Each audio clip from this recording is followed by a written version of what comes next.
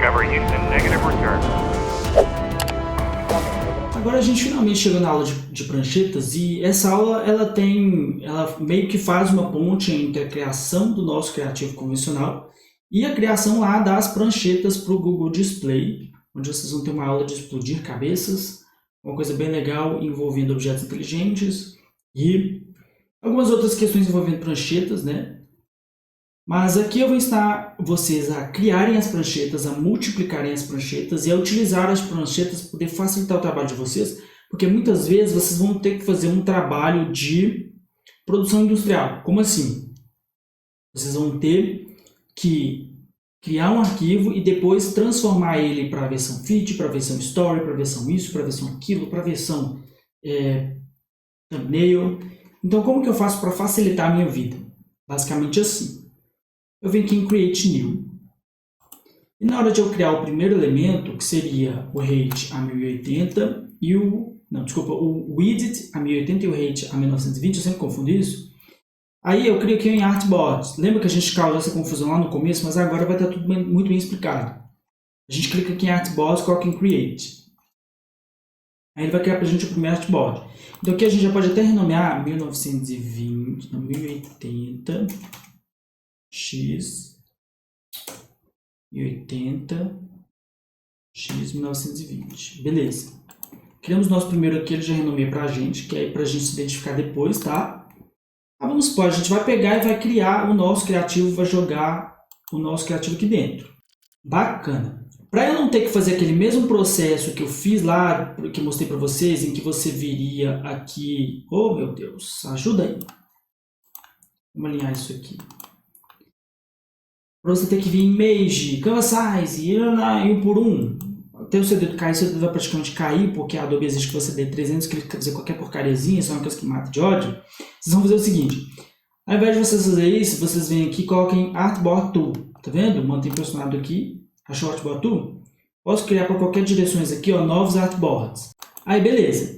Se você apenas clicar no vermelho, ele vai criar um artboard novo, levando em consideração o contexto do tamanho do artboard em vigente na hora que você clicou.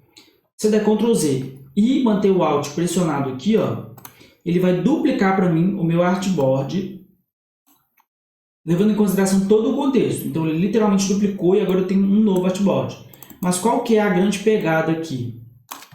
Que eu iria lindamente criar o meu criativo. Aí eu duplico ele, venho aqui e vou mudar o tamanho dele através dos properties. E aí eu vou mudar aqui, tá vendo? Eu tiro esse link aqui e no lugar desse 1920 eu coloco 1350. Clico em OK. Ele não vai ajustar para a gente o tamanho, por quê? Porque ele leva em consideração um critério um pouco diferente do utilizado no Canvas Size. Mas tudo bem.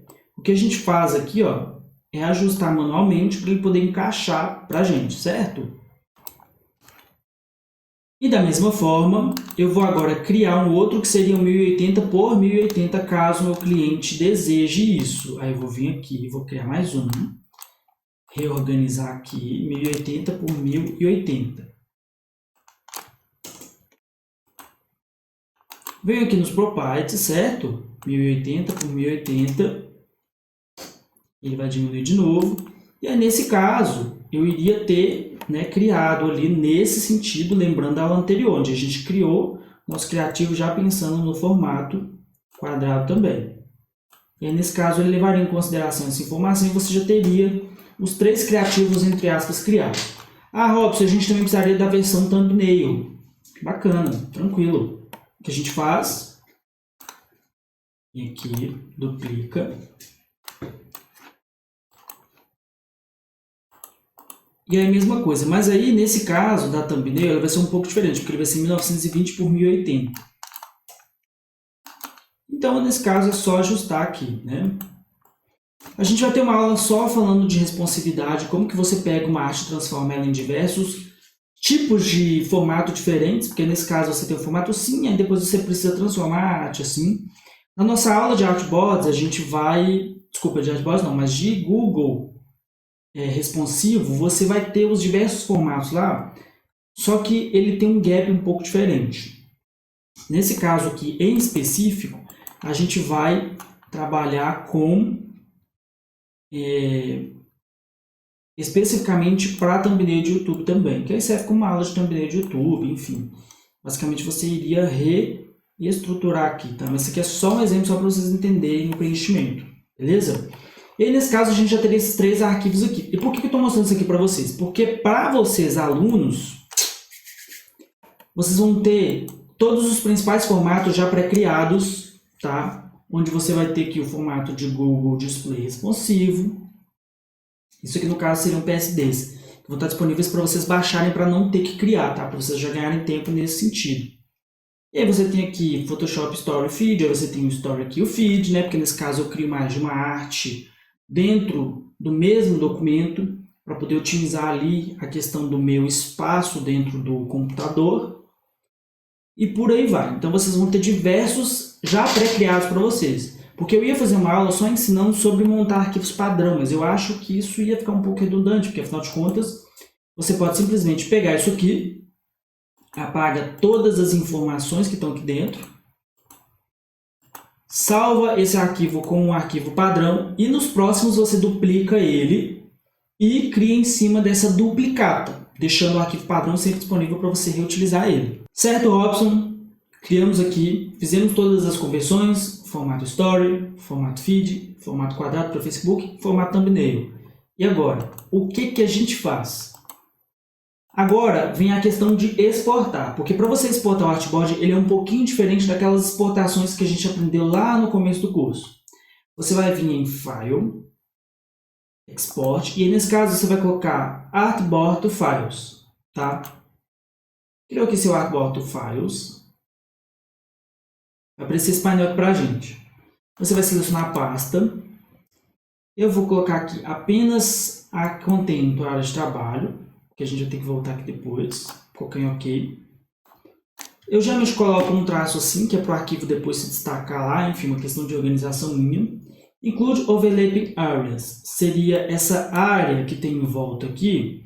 Caso você não coloca Include Overlapping Areas e coloque só o Artboard Only Content, se caso você desativar eles aqui, o que vai acontecer é que ele vai pegar o tamanho completo e vai criar um arquivo deste aqui, mas considerando-se o tamanho contextual da quantidade de artboards criados. Eu não sei se ficou muito claro, mas é assim. Esses artboards aqui, ó, eles juntos compõem um tamanho de largura total. Se eu mantenho o Include Overlapping Areas, ele iria considerar o contexto geral, mas só iria exportar isso aqui. Então você faz um arquivo de 1920 de altura, mas com toda essa largura aqui, o que não é interessante para a gente. Então clica somente em Artboard Contents Only. Essa informação que você tira, beleza? E Include Background in Export, coloca sim. Coloque em PNG 24, porque na verdade é o melhor formato de arquivo possível, e depois você clica em Run. E aí, pessoal, ele exportou aqui para a gente, certo? Formato quadrado, já com o tamanho que eu coloquei aqui, com o nome que eu coloquei, justamente para ter uma identificação mais fácil, tá? Na hora de organizar ali, 1080 por 350, 1080 por 920 e formato thumbnail. Thumbnail.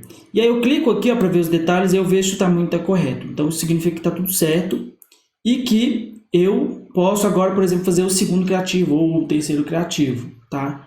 Então o desafio é justamente fazer isso, beleza? Eu pedi para fazer só isso porque eu fui bonzinho, eu deveria pedir para vocês fazerem os 4 formatos. Mas eu acho que ia mudar pouca coisa, isso aí é no dia a dia mesmo que vocês vão conseguir pegar melhor. Conforme vocês forem fazendo, se tornando cada vez mais experientes nessa parte. Isso que é importante, por quê?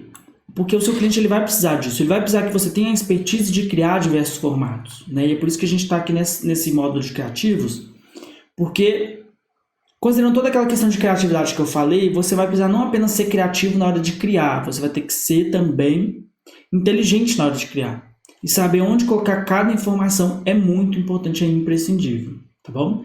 É isso aí, espero que vocês tenham gostado dessa aula e até a próxima aula. Tchau!